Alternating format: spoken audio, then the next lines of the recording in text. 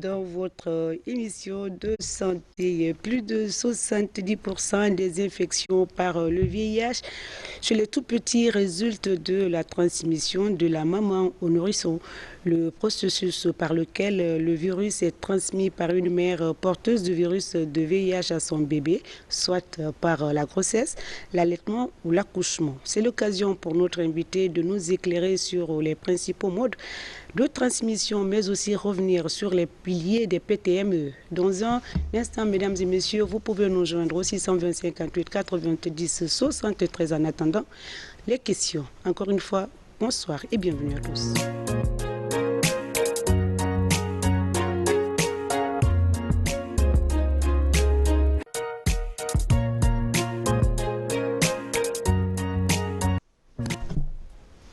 Retour en plateau, merci donc de votre fidélité. Le thème va porter sur la PTME, prévention de la transmission du VIH de la mère à l'enfant. Nous avons comme invité Madame Silla Massébé Camara, sage-femme, Monsieur MSF et Monsieur Camara Simiou, éducateurs en santé communautaire, sont donc nos deux invités. Mais avant, Madame Silla, bonsoir. Merci donc d'avoir accepté notre invitation. La première question que nous allons vous poser, c'est de nous dire, nous définir c'est quoi la PTME.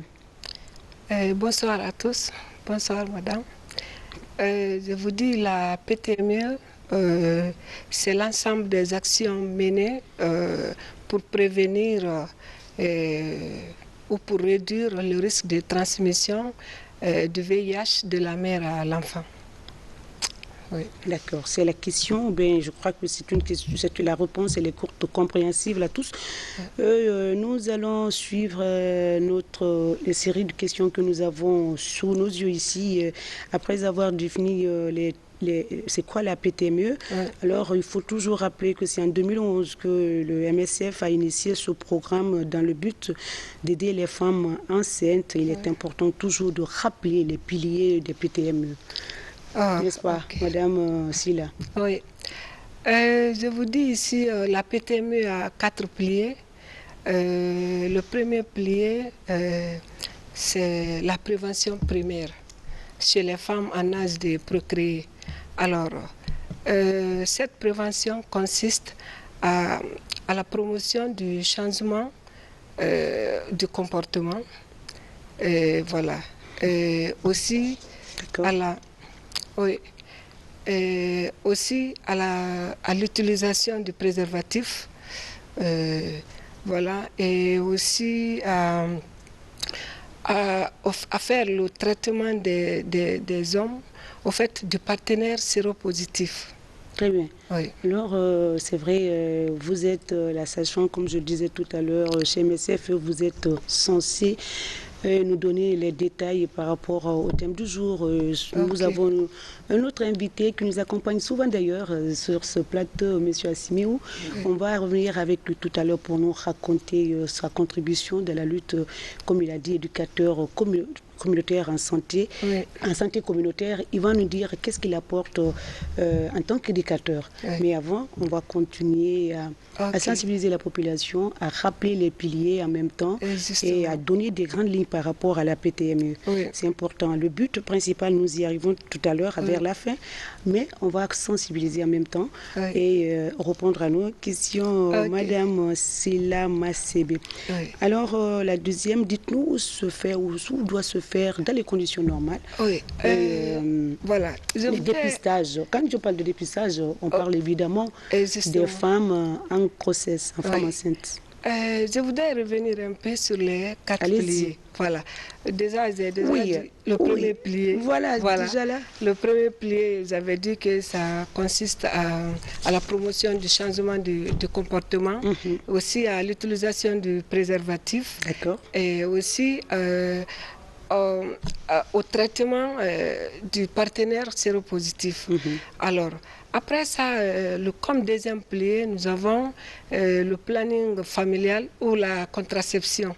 Oui, dans le premier pilier, la prévention du traitement des infections également. Justement.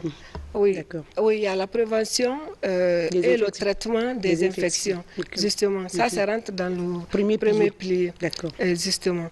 Donc, deuxième pilier, je disais que c'est la planification familiale. Et voilà. Donc, dans ça, il y a la prévention des grossesses non désirées. Et aussi, il y a la planification du futur, tu vois, de la future grossesse. Okay. Pour une femme séropositive. Tout à fait. Aussi, il y a aussi la prévention, ou je peux dire la prévention ou le traitement encore. Oui, des femmes séropositives. Non, le traitement du mari ou de la femme séropositive. Oui, en fait, l'un de deux, dans le couple. Si voilà, c'est pas l'homme, c'est la femme. Oui, c'est ça qu'on appelle la prévention pré-exposition. Ok. Alors, est-ce que dans ce premier, avant d'arriver au troisième pilier, est-ce qu'on ne va pas demander l'avis de notre deuxième invité par rapport au deuxième pilier lorsqu'on parle la prévention des grossesses non désirées, la planification des grossesses pour les femmes, mais également dans le couple? Nous sommes deux, c'est l'homme ou la femme. Alors, est-ce que M. Assimi, M. Camara, vous avez envie de dire quelque chose par rapport à ce deuxième pilier, la contribution de l'homme? Ok, par rapport à la contribution de l'homme dans le traitement, ici, bon, je peux dire que bon, les hommes doivent assister leurs femmes dès la CPN, c'est-à-dire dès la consultation prénatale, et surtout une femme est venue pour se faire dépister dès que le résultat est là positif. Non seulement, bon, le monsieur doit assister sa femme, mais c'est un processus qui est tellement difficile, mais dans l'annonce... qu'on peut surmonter quand même. Oui, voilà, surtout ça. Mais monsieur Camara, ça peut être vice-versa aussi, ça peut être la femme et que l'homme aussi apporte son soutien. Oui, voilà, oui, c'est vice-versa, oui. C'est vice-versa. Alors, dans le couple, bon, les deux ne doivent pas se cacher l'un sur l'autre. Oui. Hein, ok, ils doivent se... serrer les coudes, hein, travailler. Bon. Et en fait, le couple doit, comment dirais-je, être mutuel dans le traitement. Que ce soit la femme qui est séropositive ou l'homme, pour surmonter les obstacles, ils doivent être ensemble. C'est ça qu'on appelle le couple sérodiscordant. Et ça fait partie dans le deuxième pilier, la prévention pré-exposition. C'est-à-dire, c'est l'homme qui est infecté et la femme elle veut avoir des enfants, par exemple. Et là, il faut soumettre la femme au traitement antirétroviraux pour qu'elle puisse faire la grossesse et donner un enfant sain. Justement. Alors, on continue, on enchaîne avec les piliers. Comme troisième pilier, tu vois, c'est le service de dépistage et toutes les interventions de la PTME. Je vais dire par là la PTME proprement dite. Alors, dans ça, il y a l'offre de dépistage dans les consultations prénatales et aussi le dépistage dans les salles de naissance. Tu vois? Et alors, et aussi, on ne peut pas parler de dépistage sans parler du traitement. Et il doit avoir la disponibilité des ARV pour les femmes séropositives. Et aussi, on ne peut pas parler aussi des femmes sans parler des enfants. Et aussi, la prise en charge des enfants. Dans la prise en charge des enfants, nous avons les ARV prophylactiques, pédiatriques pour les enfants, et aussi voilà, la prophylaxie au cotrimoxazole pour l'enfant, et en dernier, voilà, le test de diagnostic chez l'enfant. Très bien. Voilà. Le dernier pilier. Voilà, le dernier pilier, c'est le traitement ARV pour le couple. Voilà. Tu vois? Et cela, ça consiste à maintenir les deux dans le programme. C'est-à-dire à maintenir soit la femme ou le mari dans les soins. parce que voilà, nous sommes sur les femmes, et la femme, après le programme PTME, elle doit continuer à prendre les ARV. Elle doit continuer à prendre, c'est un traitement à vie. Oui, un traitement à vie pour elle et en même temps le suivi du bébé. Oh non, le bébé, voilà, le bébé, ça, on va revenir peut-être, je ne sais pas si tu veux, on enseigne par ça. Oui, oui. Le suivi du bébé, c'est jusqu'à une période donnée. Tu vois? Alors, on va donc séparer les questions comme vous le désirez, Madame Silla. Oui. On a parlé où doit se passer les dépistages des femmes en grossesse. On en a dit. Le dépistage, c'est lors des consultations prénatales et aussi dans les salles de naissance.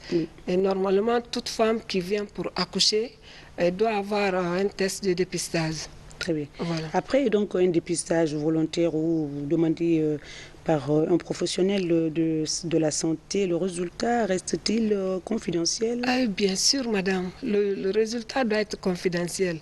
Vu que nous proposons le dépistage aux femmes enceintes, oui, mais c'est en commun accord. C'est quand elle accepte, on fait le dépistage. Alors, si la femme a accepté, elle a donné son accord pour le dépistage, et bien sûr, le résultat doit être totalement confidentiel. Alors, parlez-nous un peu du système de confidentialité. Voilà. C'est comment? Le système le résultat est sorti, on donne au patient ou bien en présence du médecin.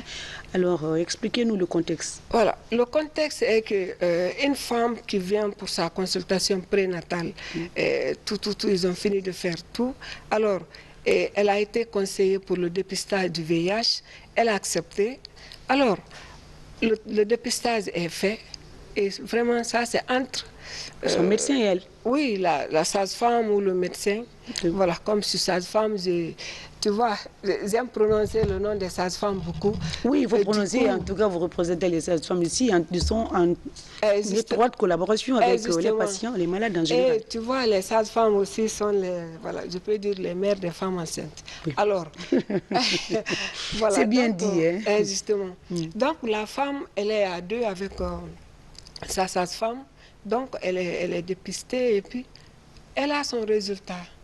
Quand même, tout se passe au même lieu. Ok. Aujourd'hui, le dépistage, ça ne prend pas du temps, hein? Non, le maximum, c'est 20 minutes. 20 minutes? Maximum. D'accord. Voilà, donc c'est de 15 Alors, à 20 oui, minutes. Vous lui donnez le résultat, l'enveloppe est close, elle ouvre ou bien elle est stressée. Elle confie l'enveloppe à sa sage-femme pour l'ouvrir et lire le résultat? Bon, en fait, là-bas, il n'y a pas d'enveloppe. Ok. Il n'y a pas d'enveloppe. Okay. C'est pas, elle n'a pas été dépistée par une référence. Voilà. C'est ici que la sage-femme a demandé et c'est le même lieu que... On donne le résultat? Oui, on donne le résultat. Et elle sera demandée, veux-tu que madame... Voilà. Et quand on fait un test, on a c'est stressant toujours... quand même, hein? Ben oui, bon. Et aujourd'hui, on ne doit plus considérer... et surtout quand on te rassure que quand on fait ton test, si c'est positif, il y a la prise en charge. Il y a la prise en charge qui va t'aider toi-même, ta santé, mais aussi la santé de ton bébé. Tu vois? Okay. C'est un peu stressant, mais quand même si on te demande, on t'assure une prise en charge, on te dit le résultat est positif, et en présence de messieurs ou en présence de madame, le couple est là? Non, non, même si le couple est là, c'est individuel. Ok.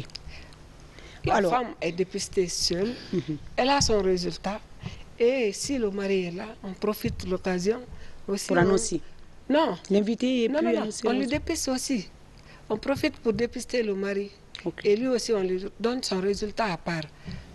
C'est le couple qui veut arriver à la maison, s'ils peuvent se dire les résultats, ou quand même il y a des couples qui préfèrent que le résultat soit assisté. Du coup, elle veut assister, c'est-à-dire le médecin soit là. Oui, si elle est séropositive, elle veut que vous assistez à l'annonce. Comme ça, à son mari. Justement. Donc, vous appelez le mari est là, la femme est là, et vous assistez, comme ça vous... Et vice-versa aussi. Hein?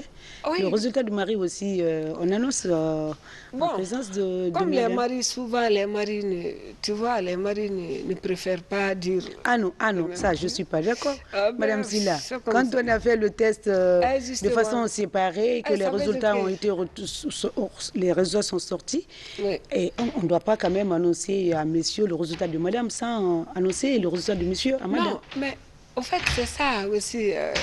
Nous, on Ah ne ben peut c'est ce pas- que vous appelez on n'est pas- confidentialité. Oui, la confidentialité. Très bien. On n'est pas habilité à faire ça. Ok. Même si madame dit D'accord. que non, dites-le, non, non, non. On appelle le monsieur et c'est devant le monsieur, la femme ouvre la séance, on peut dire comme ça, et la sage-femme peut intervenir. Mais nulle part. Alors, la monsieur sage-femme ne Camara, peut pas Oui. dire. vous voulez apporter quelque chose? Bon, d'accord. Ben, c'est un petit débat là. D'accord. Comme elle a si bien dit, bon, comme elle a si bien dit, dans la confidentialité, bon, maintenant, la sage-femme n'est pas habilitée de donner le résultat de sa femme, de la femme à la présence du monsieur. D'accord. Ok. Quel que soit, je peux dire par là, quel que soit le consentement, ok, c'est la femme qui est habilitée de dire son résultat à son mari devant la sage-femme. Et la sage-femme aussi, à son tour, elle augmente les conseils proprement dit pour la positivité de madame, ou bien pour la positivité du couple. D'accord. Sinon, en aucun cas, puis... On doit divulguer le secret du contenu du résultat. Non. Mais, d'accord. Mais on vous suit. Alors, la question qui va revenir, Madame Silla, est expliquez-nous les risques de contamination chez un enfant dont la maman est connue positive. Oui. Ah, voilà. Je dis ici les risques de contamination chez l'enfant. Tout d'abord, vu que la femme, elle a accepté de se faire dépister, elle doit accepter le traitement. C'est-à-dire, elle doit accepter de prendre les ARV. Non, d'abord, accepter le traitement. Est-ce que d'abord accepter la maladie? C'est-à-dire accepter le résultat. Parce que d'après certains médecins ici chez MSF ou les promoteurs de la santé, certains refusent catégoriquement d'accepter le résultat. Oui. Mais ce n'est pas valable pour les couples. Comme tu venais de le dire, c'est un peu stressant au début. Oui, vu que c'est des femmes qui viennent, je peux dire, asymptomatiques, tu vois, elles n'ont aucun signe de VIH.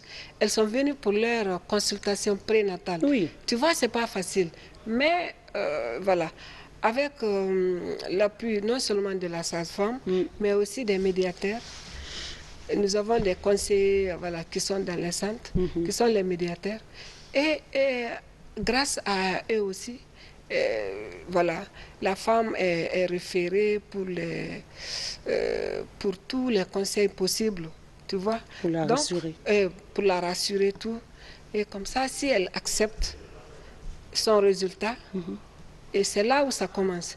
Parce que si elle n'a pas accepté le résultat, elle ne veut pas accepter le traitement. Pas du tout. Et c'est là le risque est très élevé. Le risque est élevé. Mais si elle accepte de prendre les ARV, elle accepte les rendez-vous et du coup, elle pourra prévenir le VIH chez son enfant. Tu vois. Donc, Monsieur Camara a envie?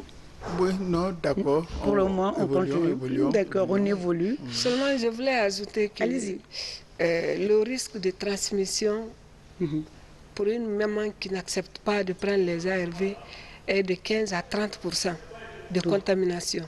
Tu vois?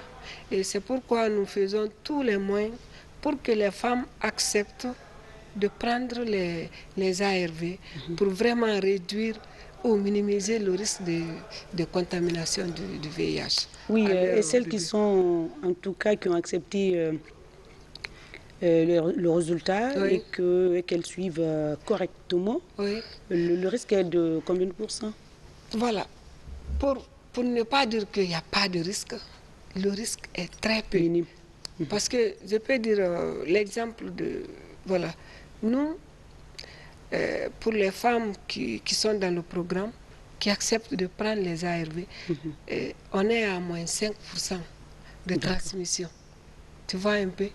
Et les femmes qui ne prennent pas les ARV ou qui sont dépistées ailleurs, non, qui font leur suivi ailleurs et qui sont connues après séropositives et qu'on les réfère, dans ce groupe, on est à de 30 à 50% de positivité chez le ces risque enfants. est trop grand là. Le risque est très grand.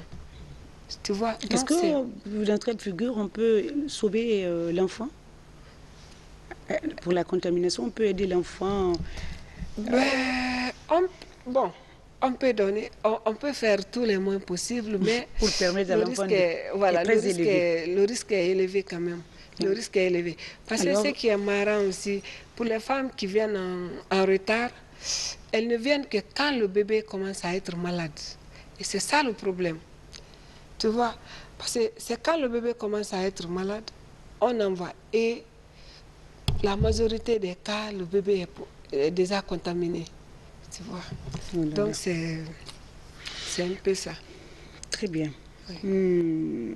Alors on va parler un peu le suivi de l'enfant exposé. Ah, ça c'est... oui. Oui, mais c'est pas la question. Oui, le suivi de l'enfant exposé, comme on disait, si la femme, d'abord, je vais retourner un peu en arrière, si la femme a accepté de prendre ses ARV mensuellement, et voilà, déjà au 8e mois de la grossesse, les sages-femmes commencent à donner déjà l'ARV pédiatrique pour le bébé. Parce que la femme, elle peut accoucher ailleurs. Elle peut ne pas venir accoucher dans la structure où elle a été dépistée. Voilà. Donc, quand elle accouche, déjà le suivi du bébé commence. Et dès la naissance, le bébé commence à prendre les ARV pédiatriques. Donc, il y a 2 sortes. Et cela est... les ARV là sont donnés en fonction du risque du risque chez l'enfant. En fait, il y a les enfants à haut risque et les enfants à bas risque. Les enfants à bas risque, ce sont les mamans qui sont venues à temps. retard. Non. Les enfants à bas risque, ce sont les mamans qui sont venues très tôt, soit au 4e mois de la grossesse, ou voire même 2 mois, 3 mois de la grossesse. Alors, ces mamans vont avoir le sirop et vont donner pour le bébé pendant 6 semaines. Tu vois, pendant 6 semaines. Mais les mamans qui sont venues en retard, soit au 9e mois de la grossesse ou dans la salle d'accouchement, elles vont donner jusqu'à 12 semaines. Alors, si l'enfant commence ses ARV pédiatriques à la naissance, jusqu'à 6 à 12 semaines, à 6 semaines... Les ARV, c'est un sirop? Oui, un sirop. Oui. Ça existe en sirop. Alors, à 6 semaines déjà, l'enfant doit faire son premier test diagnostique pour savoir si elle n'a pas été contaminée pendant la grossesse ou pendant l'accouchement. Voilà. Et l'enfant continue le suivi. À 6 semaines toujours, elle va avoir le cotrimoxazole, l'enfant toujours dans son suivi. Et à 9 mois, il doit avoir aussi un autre test de diagnostic. Et à 18 mois, on doit faire le test final. Mais dans son suivi, nous avons toujours conseillé au moment de faire un allaitement maternel. Toujours? Maternel. Oui. Oui. C'est les enfants exposés. L'allaitement maternel est le meilleur. D'ailleurs, chez tous les autres enfants, l'allaitement maternel est le meilleur. Mais on a un accent particulier sur les enfants exposés. Et donc, nous conseillons l'allaitement maternel exclusif jusqu'à 6 mois. D'accord. Alors, quand l'enfant continue à 1 an, déjà les sages-femmes proposent le sévrage progressif pour l'enfant. Et jusqu'à 15 mois pour un sevrage total. Maintenant, à 18 mois, c'est-à-dire 3 mois après le sévrage total, on fait le test final de l'enfant. Et si le test final de l'enfant est négatif, l'enfant il sort carrément dans le programme PTME et la maman, elle va continuer à prendre les ARV chez les médecins. Bon, très bien. Une petite question, Madame Silla. Est-ce que dans ce cas, s'il y a problème de rupture, comment ça va être? Lorsque le problème de rupture des ARV s'oppose pour les enfants, la maman en traitement et l'enfant exposé également. Voilà. Vu que nous... Ou bien le problème ne se pose pas chez MSF, le problème de rupture des ARV, ça ne se pose pas? Même si ça se pose, MSF a toujours un stock de tampons qui fait que les femmes ne restent pas en rupture et les enfants ne restent pas en rupture. Donc MSF intervient toujours. Alors, dans ce cas et le plaidoyer continue voilà, au lieu, pour éviter au haut lieu, pour éviter ces petites ruptures. D'accord. Alors, une mère qui a suivi quand même le traitement dans les conditions normales aura aidé son bébé à la transmission. Oui. Ok. Donc, c'est ce que vous recommandez. Alors, Madame Silla, on va continuer. Monsieur Camara, vous voulez intervenir? Bon, d'accord. Accompagnez-nous dans la sensibilisation. Bon, vous n'êtes pas sans savoir que lors de mon dernier passage ici, moi je n'ai pas manqué toujours de dire que moi je suis dans le programme et puis j'encourage les personnes qui vivent avec le VIH-Sida et puis les hommes n'ont qu'à accompagner leur conjointe dans ce processus. C'est un processus qui est long mais pas facile. Mais avec l'assistance des uns et des autres, et puis on peut trouver une bonne solution pour mener sa vie normalement, comme tout le monde. Voilà, la vie normalement comme tout le monde. D'accord. Ok. Mais aujourd'hui, on ne doit pas considérer le VIH comme un sujet tabou. Hein, du tout. Du moment où les antirétroviraux existent, il n'y a plus besoin quand même de se cacher quand on est testé positif normalement. Madame Silla, le but de ces différentes émissions, vous, les professionnels de la santé et les efforts fournis par MSF, à la conclusion, c'est arriver à briser cette scène de contamination chez la maman aux tout petits et aux nourrissons. Alors, donc, qu'est-ce que vous avez mis en place au niveau de MSF pour éviter, afin que les mamans contaminent les bébés? Voilà. Ce que MSF fait, comme tu le dis, depuis 2011, MSF a commencé la PTME en Guinée. Et MSF existe dans 8 structures de santé, plus le DONCA, mais DONCA, ça c'est un autre aspect. Alors, pourquoi un autre aspect? Ce n'est pas dans le cas des PTME? Ah non, ça c'est dans le cas de VIH. SIDA, voilà. VIH. Ça c'est un centre de formation, plus large, mais aussi de référence, justement. Donc, dans ces 8 centres, nous sommes dans 4 CMC et 4 centres de santé. Alors, dans ces 8 structures, tous les moyens sont là pour pour rendre ce programme, pour intervenir dans ce cadre-là, PTME. Les femmes sont systématiquement dépistées, et voilà, les ARV sont disponibles, voilà. Et donc, nous avons une file active de à peu près, parce que ça varie, les femmes rentrent, elles sortent, de 1200 dans le programme. À peu près, oui. À peu près. Et la transmission, la transmission est à moins 5%, seulement dans les cas de présentation en retard. Donc ça c'est un grand atout, et MSF a les promoteurs de santé dans la population qui aussi conseillent la population à se faire dépister, et aussi même les femmes enceintes. Et ça c'est Bon, on sait quand même que vous êtes seulement concentré à Conakry, dans Grand Conakry. Oui, nous sommes à Conakry. Seulement. Oui. Alors, est-ce que ce programme ne peut pas s'élargir un peu à l'intérieur du pays? Par MSF? Oui.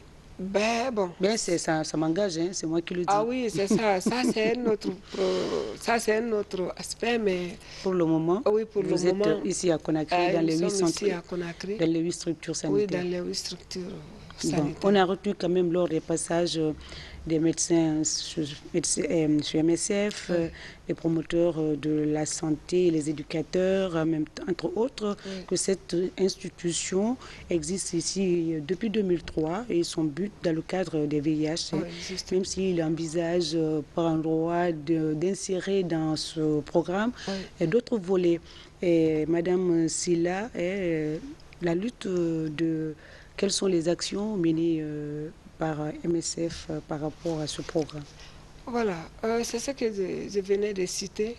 Déjà, les actions menées, nous sommes existants dans 8 structures et tous les moyens sont là pour la bonne marche de la PTME.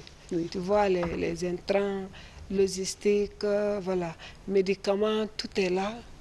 Et aussi le suivi des enfants exposés. Et ça, c'est un grand atout. Voilà. Voilà, vers la fin, on va lancer un plaidoyer et vous allez le faire. Ok.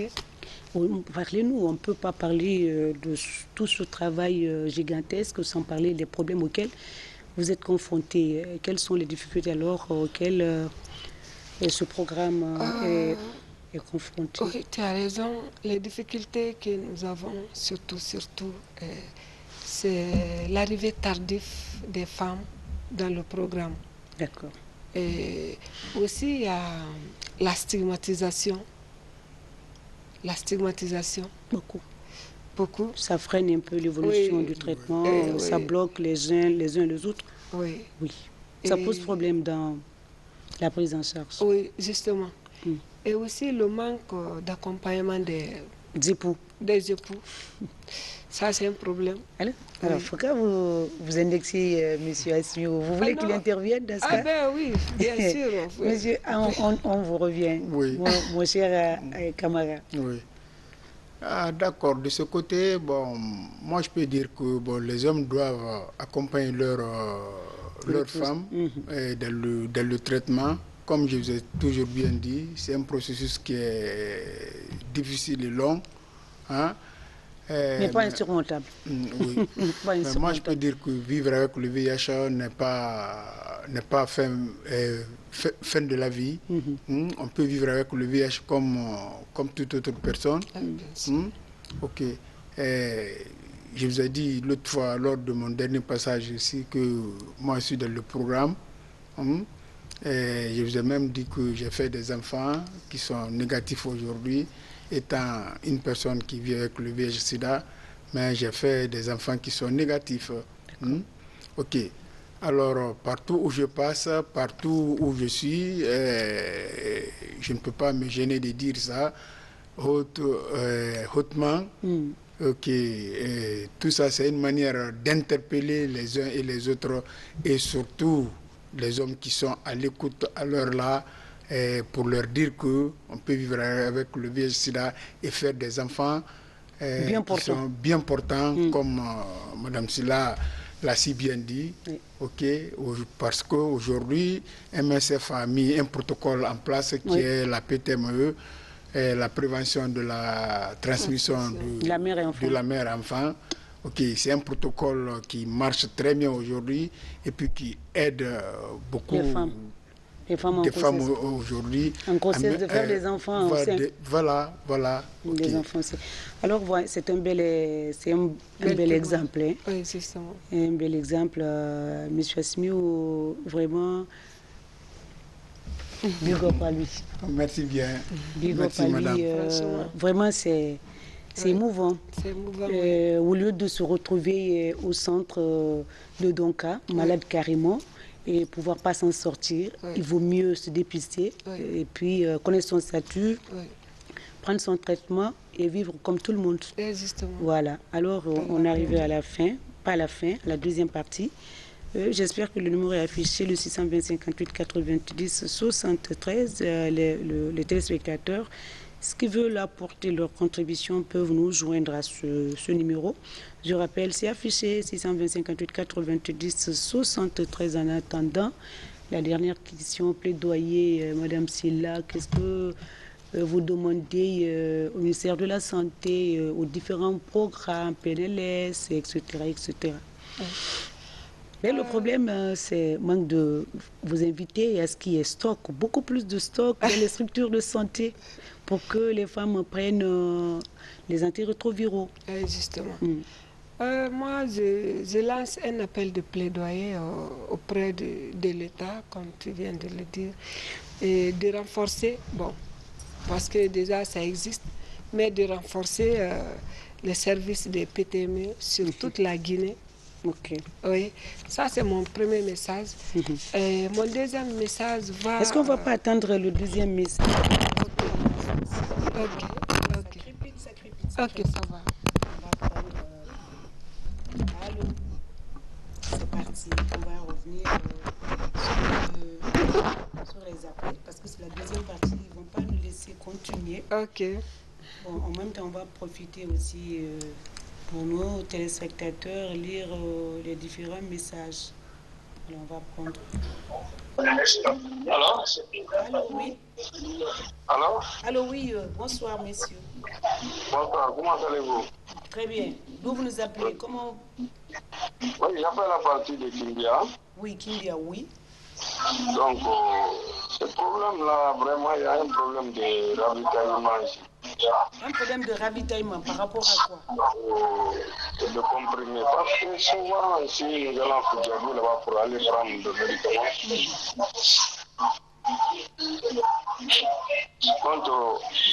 Messieurs, s'il vous plaît, éloignez-vous de votre poste téléviseur pour qu'on puisse vous entendre. Voilà, je dis bien. Parfois, quand on vient pour avoir le médicament anti-rétroviraux, surtout là-bas à Foudiabou, nous sommes en manque, on ne donne pas. Ça fait au moins 7 à 8 mois comme ça que je ne dis pas le traitement à cause du manque de médicaments. Vraiment. Et la dernière fois, on m'a donné un produit qui est périmé. Oui. Alors. On m'a dit que c'est ça qui reste, le produit périmé pour que j'utilise ça. Qu'on lui a dit un produit périmé qu'on lui a donné pour prendre. Oui. Alors ça ne relève pas de MSF. Voilà, Frigiabé ne relève pas de MSF. Alors le problème se pose à ce niveau. Ça, nous évitons. Est-ce que c'est toujours Dr Koïta qui est au niveau du programme et pour attirer un peu son attention par rapport voilà, dans ces différentes structures, les ruptures au niveau de ces structures, manque des ARV. Malheureusement, Madame Silla ne peut pas répondre à la question, ni Monsieur Camara parce qu'il ne Asmiou. relève pas du programme PNLS. PNLS, oui. Alors, si on avait un médecin, ça serait formidable. Hein? Alors, salut, c'est Abouakar Souma depuis Bokeh. Comment on reconnaît les signes de VIH si ça... Alors, il faut bien écrire, parce que le mot, je n'ai pas compris. Monsieur Abouakar, reprenez la question, c'est mal écrit. Oui, bonsoir. Allô? Oui, bonsoir. Bonsoir. Votre nom, vous nous appelez d'où? Sakindia. Aujourd'hui, nous sommes avec les Kanyaka. Éloignez-vous de votre poste téléviseur. Alors, quand vous voulez contribuer et enrichir l'émission, à poser des questions, éloignez un peu de votre poste téléviseur pour nous permettre de mieux comprendre la question. Allô? Allô? Bonjour madame, comment ça va? Très bien, votre nom, vous nous appelez d'où? C'est moi, Alpha Fofana, le chauffeur de M. Camara, de MSF. D'accord, vous avez une question? Non, c'était pour le remercier, je les suis en direct. C'est pour le dire que je les suis en direct. Alors, félicitations à lui. Merci, M. Fofana. Merci. Et Madame là aussi, il faut dire que j'ai Fofana. Voilà. Ah, merci beaucoup, Fofana. Merci beaucoup. Merci Madame Silla. Merci à vous. Bonne journée. Merci bien. Et puis, il précise qu'il est le chauffeur de M. Camara. Merci. Merci Madame Silla. Allô? Allô, oui. Ouais, bonsoir, madame. Bonsoir, madame. Votre nom, vous nous appelez d'où? Moi, c'est madame Diallo. Je vous appelle de Tombolia. Oui, nous vous écoutons, madame Diallo. Voilà, si j'ai bien compris, j'ai écouté vos deux intervenants. Donc, vraiment, c'est très intéressant. Merci. Voilà. Madame Silla vient de dire qu'au sein de MSF, ils reçoivent des femmes en retard. Et c'est là que le taux de transmission est très élevé. Évidemment. Voilà. Et qu'est-ce que MSF envisage dans ce cadre-là pour éviter l'arrivée tardive de ces patientes-là, de ces femmes-là dans le programme? Merci beaucoup. Merci beaucoup. Essayez de répondre, madame Silla. Essayez. Ce que MSF envisage dans ce cas, en fait, c'est de renforcer la sensibilisation. Et voilà, même ce que nous faisons comme ça. C'est une manière d'éviter les femmes. Justement. C'est de la grossesse. Oui. 2 mois, on doit faire son premier test prénatal. Justement, de renforcer le message au sein de la population et aussi au sein des femmes enceintes, que dès qu'elles sont enceintes, de partir immédiatement dans les structures sanitaires, et ça c'est très important. Allô? Allô? Éloignez-vous de votre poste téléviseur. Éloignez-vous de votre poste téléviseur. Allô? Éloignez-vous de votre poste téléviseur. Déplacez-vous s'il vous plaît. Éloignez-vous. Il y a trop de bruit autour. Oui. Je vous dis? Oui. J'appelle la Tokoya. Nous vous écoutons, mais il y a trop de bruit autour de vous. Je dis? Oui. Est-ce que la femme qui prend réellement ses produits peut se marier avec un homme sans VIH? J'ai compris. Bien sûr. D'accord. Voilà. Positif, on suit un traitement, est-ce que l'on peut se marier? Ah, bien sûr, on peut se marier. C'est ça, nous avons des couples sérodiscordants. L'homme a le VIH, la femme n'a pas, ou la femme a le VIH, l'homme n'a pas le VIH, mais ils se marient et ils donnent des enfants sains. Voilà. Alors, la femme qui prend le traitement, mais de la discrétion, je crois que c'est dans ce cadre, elle veut poser la question. Ok. Parce que même la manière de parler, est-ce que la femme qui prend le peut se marier, même si ce n'est pas ce qu'elle insulte, est-ce que la femme qui a son résultat qui est connu positif, qui prend le traitement célibataire, on sort un peu dans les PTM, oui, bon, oui, c'est vrai. Mais on va essayer de répondre. Oui, on va essayer de répondre. La femme qui, elle-même, elle a dit, qui prend le traitement. Et je peux dire ici, ça c'est pour toute personne séropositive qui prend réellement ses ARV, vraiment a le risque est zéro, presque minime pour transmettre. Et cette femme, quand même, ce que nous pouvons la conseiller, c'est de faire tout pour que son mari soit informé, ou même pas à l'immédiat, mais au fil du temps, elle n'a qu'à bien prendre son traitement. Et comme ça, elle n'a qu'à chercher les moyens pour informer son mari. Oui. Allô? Allô? Allô? Oui, allô? Oui, bonsoir. Allô? C'est parti. Alors, il est intelligent, il me repose la question. La personne qui a mal écrit, il me revient me dire comment on reconnaît les signes du VIH. En fait, on va essayer. Oui, Aujourd'hui, on essaye. Non, on va essayer. Nous ne sommes pas dans pas ça. Pas de médecin entre nous. On a une sage-femme et puis un éducateur. Et bien sûr, on va essayer. Vous savez, c'est pourquoi mon deuxième message partait justement là-bas, au sein de la population.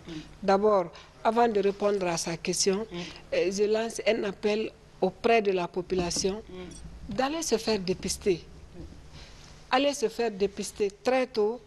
Ce qu'on appelle l'andage là, que vaut mieux prévenir que guérir. Voilà. Ne pas attendre que les signes commencent à s'installer pour reconnaître est-ce que ça c'est le VIH, c'est quoi. Allez, si tu te dépistes à temps, tu as vraiment tous les moyens pour prévenir. Alors les signes de VIH, c'est quand vraiment la personne arrive au stade, comme on appelle au stade SIDA. Là, on ne souhaite pas. Quand la personne arrive au stade SIDA, il y a tellement de signes. Il y a beaucoup de signes qui sont aussi qui ressemblent à d'autres maladies. Voilà, moi, Voilà, vous n'êtes pas médecin. Voilà, je ne suis pas médecin, mais je préfère que la personne aille se faire dépister. C'est mieux. Se faire dépister est mieux. Allô? Allô? Oui, bonsoir, monsieur. Bonsoir, vous allez bien? Très bien. Votre nom, vous nous appelez d'où? C'est Souma Abdullah et depuis Soso. Nous vous écoutons. J'aimerais savoir, est-ce que deux personnes vivant avec le VIH, mais déjà dépistées, qui sont sous le programme de traitement, peuvent vivre ensemble? Évidemment. Non, il a la réponse. Des personnes. Mais non, c'est une question qu'il a posée. C'est contente de répondre. Justement. Des personnes qui vivent avec le VIH, non? S'ils peuvent, c'est... Oui, un traitement. Ils peuvent faire des enfants, je crois. Bien sûr. Ils peuvent faire des enfants sains et continuer leur vie paisiblement. Oui. Allô? Allô? Oui, bonsoir, monsieur. Oui, bonsoir. C'est le monsieur qui a appelé à partir de Kindia. Oui, oui, à Frigiadi. Non, c'est pas Frigiadi, c'est Damakania, le centre de santé de Damakania. Ok. Après, ça c'est donc, ils nous donnent des produits, ils nous obligent à prendre des produits périmés pour défaut de traitement. Ça fait 8 mois, donc ça n'encourage pas le traitement. Donc, raison pour laquelle j'ai même arrêté le traitement, par défaut de médicaments. Il faut qu'ils soient dans le centre de santé pour suivre vraiment si la distribution est réelle. Parce que c'est dangereux, ça. Oui, c'est très dangereux, mais monsieur, mais n'arrêtez pas le traitement. Est-ce que vous ne pouvez pas vous déplacer, vous venez à Conakry? Ou bien il n'a qu'à aller à l'hôpital régional de... Oui.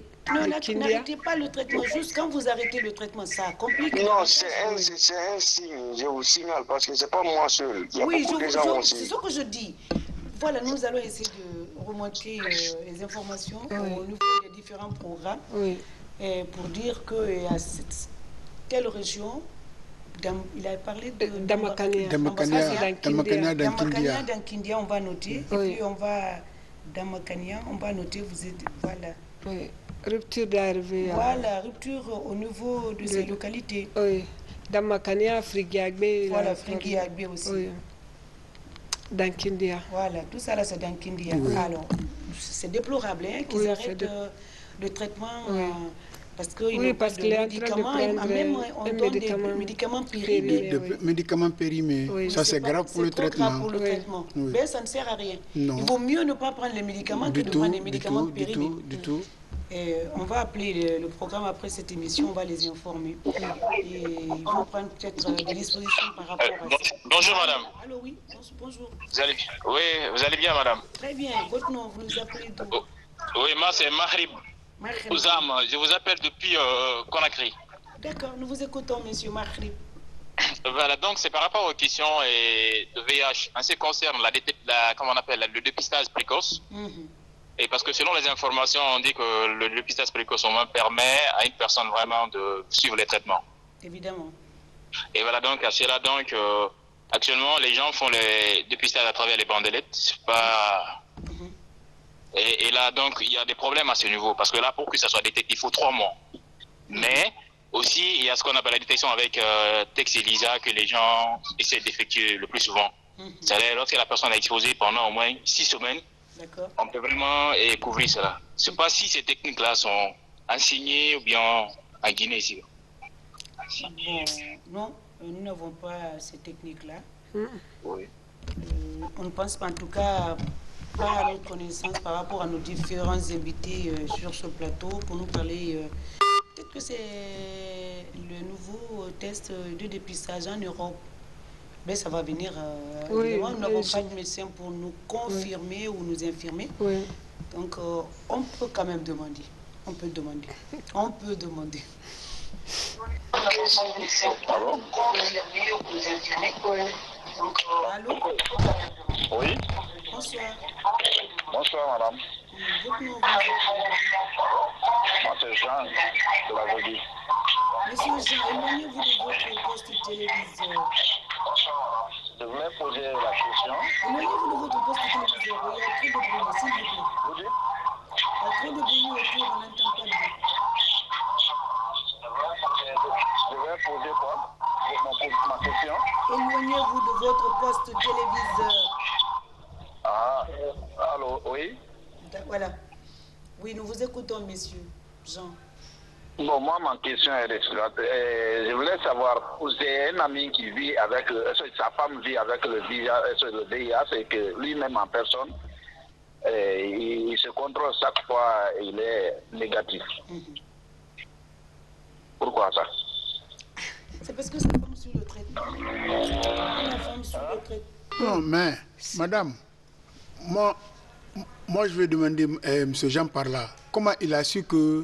sa femme est séropositive. Non, la femme de son ami vit avec le VIH-Sida. C'est son ami peut-être qui lui a dit. Mais c'est coupé. Monsieur Jean, vous pouvez nous rappeler, on est pris par le temps. Et malheureusement, on ne peut pas répondre, on ne peut pas revenir sur cette question. Alors, c'est un thème important parce que pour tout le monde, la santé n'a pas de frontières. Les citoyens commencent à comprendre par endroit le reste compte et reste à compter à faire le... Et dans les radios rurales, signé Abouakar des pays de la région de l'Abi. Bon, on n'a pas compris la fin de la question. On est pris par le temps. Dernier message en clôture. On se retrouve très très bientôt pour le public de Dites-moi tout, docteur. C'est la fin. On se retrouve donc dans un mois. Inch'Allah. Merci. Je rappelle que nous étions avec Madame Sila Massabi Camara, et sage-femme, M. Médecin Sans Frontières, et M. Asmiou Camara, éducateur en santé communautaire. Merci. Donc c'était donc nos invités. On a quand même fait la revue de beaucoup de questions par rapport à la PTME et par rapport à d'autres questions qui n'étaient pas dans le truc. Oui. Qui n'étaient pas dans le truc. On est pris par le temps. On se retrouve donc dans un mois. Et Madame Silla, merci, Massébé, sage-femme chez Médecins Sans Frontières, et Monsieur Asmiou Camara, éducateur en santé communautaire, qui étaient donc nos invités respectifs. On se retrouve à la rentrée pour parler d'autres problématiques dans cette émission santé. Et d'ici là, manger de façon saine, comme recommandent les médecins, et faites le dépistage précoce. Et il faut vivre dans un environnement sain pour avoir dans la tête, dans le corps, un esprit sain. Et pour nous joindre, on peut donner les numéros parce que bon, il y a d'autres qui n'ont pas eu la chance de poser des questions. Donner mon numéro. Voilà, on peut. Bon, on annonce le numéro, le 56 656 555 555 oui. 025 25 le 656 555 026 ou 25 025 oui. Voilà. Ou 626 43 626 43 97 93. Si vous avez noté, vous pouvez donc appeler après l'émission pour joindre nos invités afin de pouvoir poser d'autres questions. D'ici là, prenez soin de vous. Et merci à l'équipe technique qui m'accompagne tous les dimanches. Merci et félicitations.